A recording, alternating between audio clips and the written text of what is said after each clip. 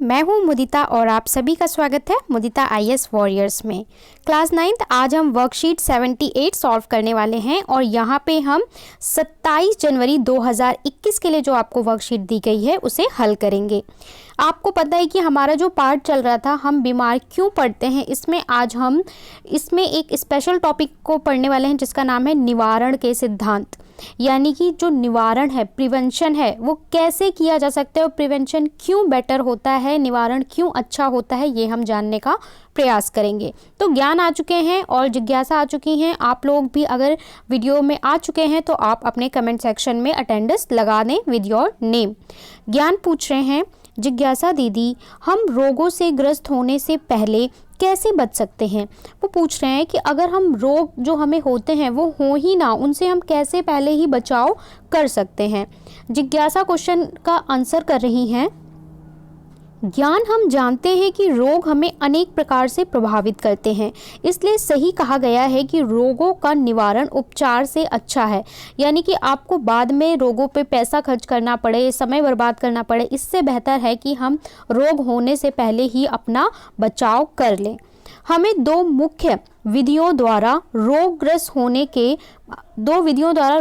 होने से बच सकते हैं और अपने आप को सुरक्षित रख सकते हैं, जिन्हें निवारण के सिद्धांत भी कहते हैं। मतलब दो तरीके हैं जिससे हम अपने आप को सुरक्षित रख सकते हैं। पहला क्या है, सामान्य विधियां, और दूसरा क्या है, रोग विशिष्ट विधियां। सामान्य विधियां क्या है, वो विधियां जो सभी रोगों के लिए काम में ली जाती हैं। जैसे कि सामान्य विधियां सभी प्रकार के रोगों में बचाव में सहायक होती हैं, और विशिष्ट विधियां किसके लिए होती हैं, जो विशेष रोग के लिए। जैसे कि आपको पता है कुछ रोग ऐसे होते हैं जिनके लिए पहले से ही कोई दवा दे दी जाती है या इंजेक्शन लगा दिया जाता है। जैसे बचपन में टीकाकरण होता है ना, सब बच्चों को टीकाकरण किया जाता है बहुत सारी बीमारियों के लिए, तो वो क्या हो गया, रोग विशिष्ट विधियां।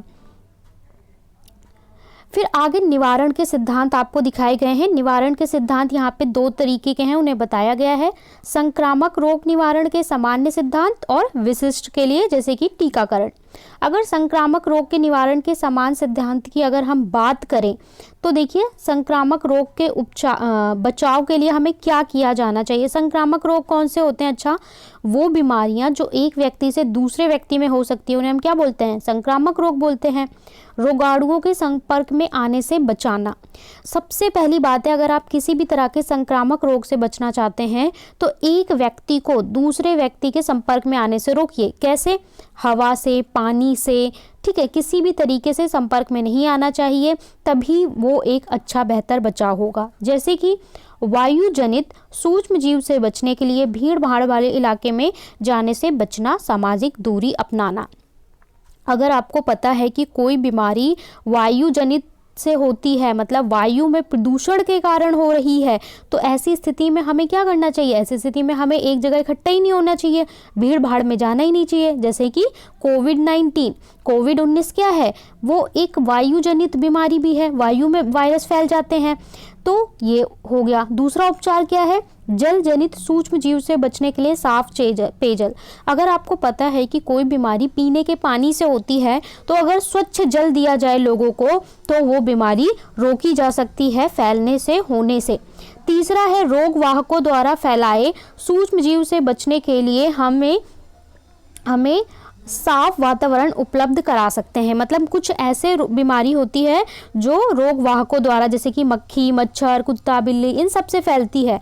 तो अगर हम वातावरण को साफ रखें, मच्छर इकट्ठे ना होने दें, तो हम उन बीमारियों को फैलने से रोक सकते हैं। जैसे कि क्या हो गया, डेंगू, मलेरिया, हमें पता है मच्छरों से होते हैं। अगर हम मच्छर ही ना पनपने दें तो ये बीमारी नहीं फैलेगी, दूर रखना। अतः संक्रामक रोग या संचारित रोग के निवारण के लिए स्वच्छता आवश्यक है। मतलब इन सारे रोगों को फैलने के लिए ये अति आवश्यक है कि कोई भी बीमारी जो है, कोई भी बीमारी ना फैले, इसके लिए अति आवश्यक है कि हम वातावरण को स्वच्छ रखें और शुद्ध रखें। ठीक है, आगे देख लेते हैं। आगे आपको बताया गया है अपने शरीर के प्रतिरक्षा तंत्र को शक्तिशाली कैसे बनाएं। प्रतिरक्षा तंत्र क्या होता है? Immune system. जब से कोविड आया है तब से हम इम्यून सिस्टम की बहुत बात करते हैं, प्रतिरक्षा तंत्र की बात करते हैं। तो आप अपने शरीर को सूक्ष्म जीवों से लड़ने के लिए, बैक्टीरिया वायरस से लड़ने के लिए आप किस तरीके से अपने प्रतिरक्षा को बढ़ा सकते हैं, इम्यून सिस्टम को स्ट्रॉन्ग कर सकते हैं, तो वो है पूर्ण एवं संतुलित आहार लेना। आपको अच्छा और पूर्ण आहार लेना चाहिए, मतलब खाना अच्छा खाना चाहिए। जंक फूड छोड़कर नियमित व्यायाम, और व्यायाम ज़रूर करना चाहिए, एक्सरसाइज ज़रूर करनी चाहिए। व्यक्तिगत स्वच्छता और पूर्ण निद्रा, नींद लेनी चाहिए अच्छी, ठीक है।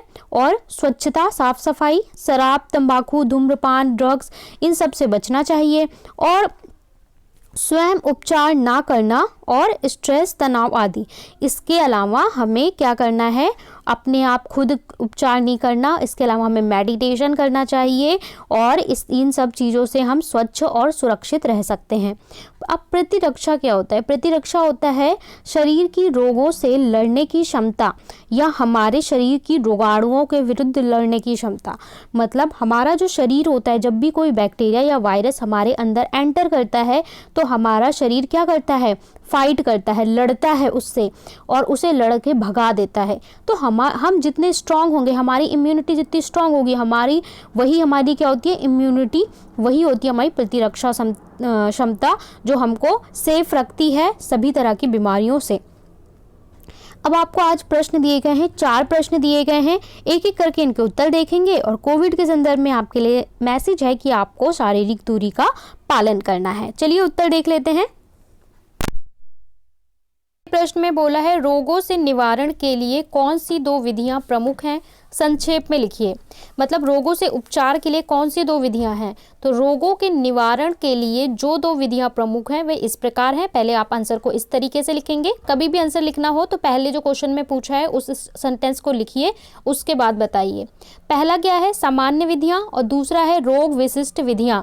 सामान्य विधियां सभी प्रकार के रोगों से बचाव में सहायक होती है। रोग विशिष्ट विधियां यानी प्रतिरक्षाकरण, या फिर आप बोलते हैं ना वैक्सीनेशन, यह एक विशिष्ट रोग में ही उपयुक्त होती है। देखिए यहाँ पे बोले संक्षेप में लिखने को। अगर आपसे बोलता है कि खाली 2 विधियां बताइए तो आप बता देते सामान्य विधियां और रोग विशिष्ट विधियां। संक्षेप में बोला है इसलिए आप इन दोनों के बारे में भी लिखेंगे, ठीक है। तो ये आपका उत्तर 1 हो गया। दूसरे प्रश्न में बोला है, संक्रामक रोगों के निवारण के सामान्य सिद्धांत क्या है? संक्रामक रोग कौन से होते हैं? अच्छा, संक्रामक रोग वो होते हैं जो एक व्यक्ति से दूसरे व्यक्ति में संक्रमित या संक्रमण के द्वारा फैलते हैं।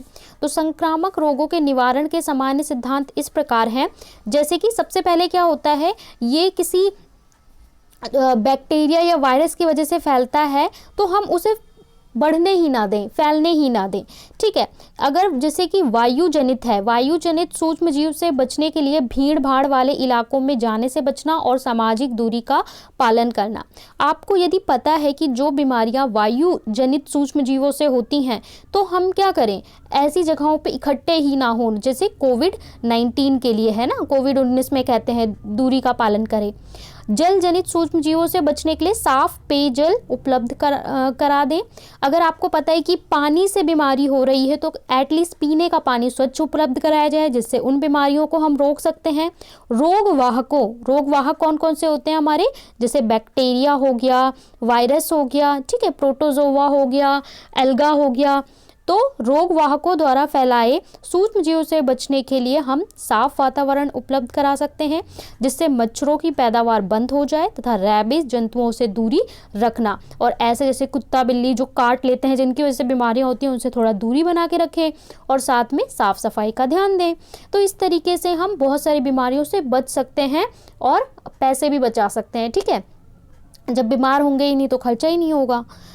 प्रतिरक्षा को परिभाषित कीजिए। प्रतिरक्षा क्या होती है? शरीर की रोगों से लड़ने की क्षमता, या हमारे शरीर की रोगाणुओं के विरुद्ध लड़ने की क्षमता को हम क्या बोलते हैं? प्रतिरक्षा। जैसे कि आप हैं, ये है ह्यूमन, तो ह्यूमन के अंदर एक इम्यूनिटी होती है, जैसे हम प्रतिरक्षा कहते हैं। वो सोल्जर्स की तरह फाइट करते हैं अगर कोई भी सूक्ष्म जीव हमारे अंदर घुसता है और हम उसे मार के भगा देते हैं। तो आप अपनी प्रतिरक्षा को जितना स्ट्रॉन्ग करेंगे तो कोई अगर आपके अंदर सूक्ष्म जीव चला भी जाता है तो वो आपको कोई नुकसान नहीं पहुंचा पाएगा। चौथा प्रश्न है, रोगों का निवारण उपचार से अच्छा है, इस कथन की पुष्टि कीजिए। कह रहे हैं कि भैया रोगों का निवारण यानी कि आप बीमार हो जाइए फिर ट्रीटमेंट कराइए, उससे बेहतर है कि हम पहले ही उपचार कर लें, पहले ही निवारण कर लें, पहले ही हम ये कर लें, प्रिवेंशन कर लें कि बीमारी हो ही ना। ठीक है, जैसे कोविड के लिए बोलते हैं कि आपको पता है मास्क लगा के रखो, हैंड वॉश करो, सोशल डिस्टेंसिंग रखो, तो आपको होगा ही नहीं। तो वो बेहतर है कि पहले बीमार हो जाओ, फिर क्वारंटीन हो, फिर इलाज कराओ, तो उससे बेहतर है ना होने ही मत दो। इस कथन को रोग की रोकथाम और उपचार के मापने के संदर्भ में पूरी तरह उचित है, क्योंकि देखिए मैंने यहाँ 3 उदाहरण लिखे हैं, आप 3 में से कोई 2 भी लिख सकते हैं, इट्स योर चॉइस। जब रोग शरीर को प्रभावित करता है तो वे प्रत्यक्ष अथवा अप्रत्यक्ष रूप से शरीर के कामकाज में समस्या पैदा करता है। जब भी आपको कोई बीमारी होती है तो आपके किसी न किसी अंग में प्रभाव डालता है, और कई बार ये प्रभाव दीर्घकालिक होते हैं, मतलब कि आप ठीक हो जाते हो फिर भी उनका प्रभाव हमारे अंगों पर, शारीरिक अंगों पर सही नहीं होता है। दूसरा है, किसी बीमारी के उपचार में समय लगता है और कई बार उपचार के बाद भी बीमारी पूरी तरह ठीक नहीं हो पाती। तो कई ऐसी बीमारियां होती हैं जैसे कि HIV हो गया, या फिर और भी कुछ बीमारियां हैं जो उपचार, लंबे उपचार करने के बाद भी सही नहीं हो पाती। एक बीमार संक्रमित व्यक्ति रोग को फैलाने के लिए आगे एक माध्यम के रूप में काम करता है, और जो बीमार व्यक्ति है, संक्रमित रोग से बीमार है, तो आगे जब तक वो ठीक नहीं हो जाता वो मीडियम बन जाएगा भैया, दूसरों को भी संक्रमण वो फैलाता रहेगा जब तक वो खुद ठीक नहीं हो जाता। तो इस कारण से ये सारे कारण हैं जिसकी वजह से हम कहते हैं कि निवारण बेहतर है उपचार से। ठीक है, आप यहाँ से तीनों पॉइंट्स लिख सकते हैं, 2 भी लिख सकते हैं, जैसे आपको अच्छा लगे। यहाँ पे हमने वर्कशीट 78 कंप्लीट कर ली है। आपके लिए क्वेश्चन है, संक्रमित रोगों के आपको उदाहरण देने हैं। आपको कोई 2 उदाहरण बताने हैं संक्रमित रोग के। हम 2-3 बार इस चीज़ को कर चुके हैं, तो संक्रमित रोग के उदाहरण बताने हैं। साथ ही स्माइल के साथ वीडियो को लाइक, शेयर और चैनल को सब्सक्राइब कर दें। ठीक है, जितने ज़्यादा लाइक्स बढ़ते हैं उतना ज़्यादा अच्छा फील होता है, मोटिवेशन फील होता है, जिससे हम आपके लिए और भी इंटरेस्टिंग वीडियोज़ वर्कशीट के अदर देन भी ला सकें।